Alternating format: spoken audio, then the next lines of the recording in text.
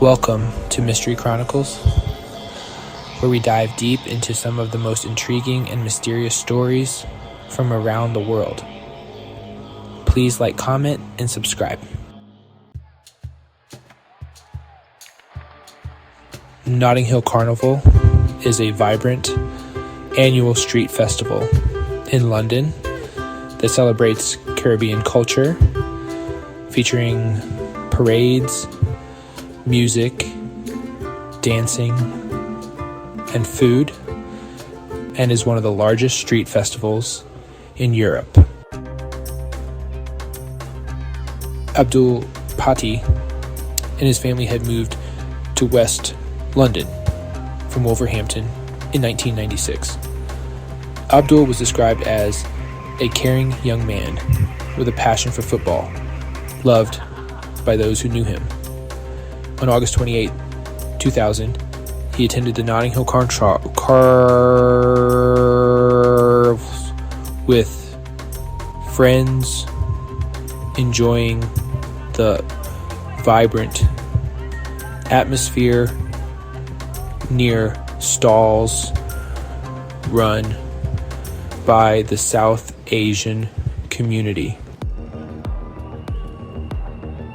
As the carnival began winding down around 7:30 p.m., chaos erupted when a gang of up to 50 youths rampaged through the crowded streets in what police called steaming.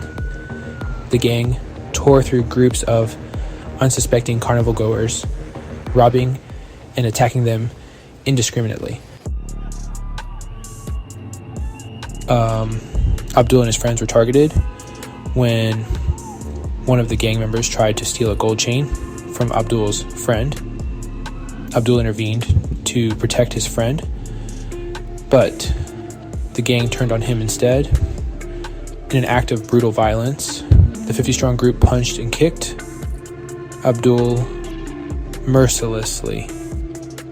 Witnesses reported that as Abdul tried to crawl away, one gang member delivered a sickening running blow to his head before the group fled. Breaking news. Abdul was rushed to the hospital, but tragically died the next day from devastating brainstem injuries. The attack, which unfolded on the streets of the carnival, was partially caught on CCTV, but the specific assault on Abdul was not captured. No police officers were present at the scene during the attack. Check one, check.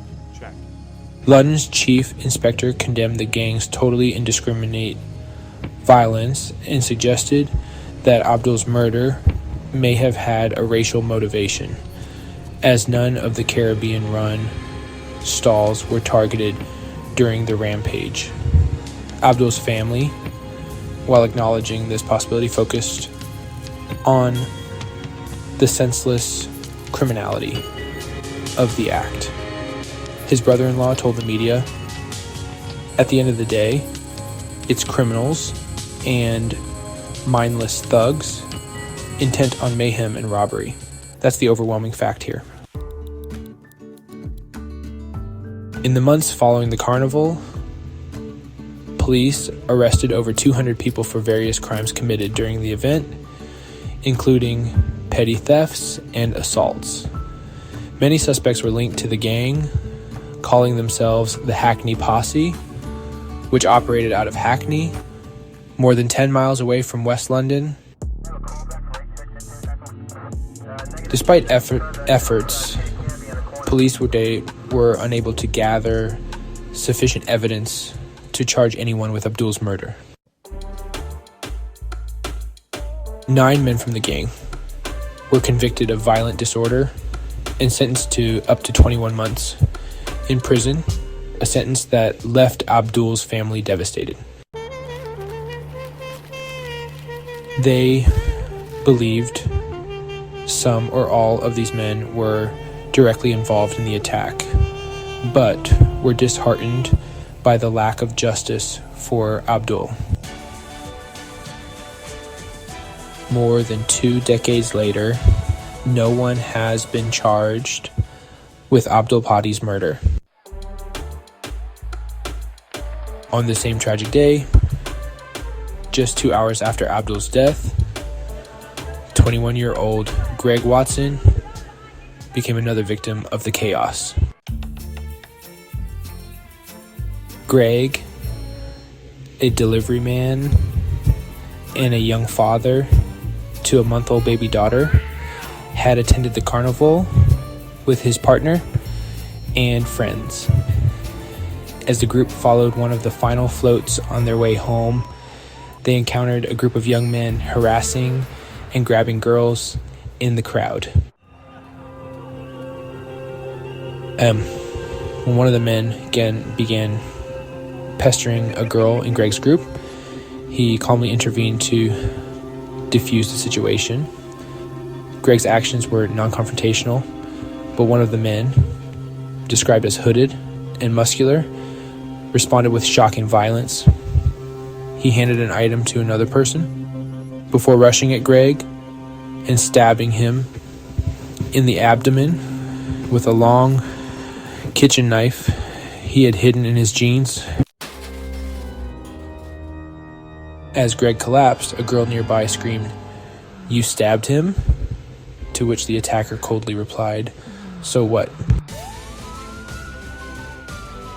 Greg Watson died from his injuries despite calling out for help. The entire attack was caught on CCTV, and Greg's partner allowed the footage to be aired on Crime Watch in the hope of catching his killer. Police quickly identified a suspect, Sean Safinas, who was arrested after being found hiding in a wardrobe. Despite initial hopes for justice, the case against Safinas fell apart during the trial. The prosecution relied on a single witness who admitted to identifying Safinas after watching the CCTV footage and confessed to not having seen the stabbing itself. Additionally, none of the 12 people in the identification parade could conclusively identify Safinas as the attacker. The judge dismissed the case,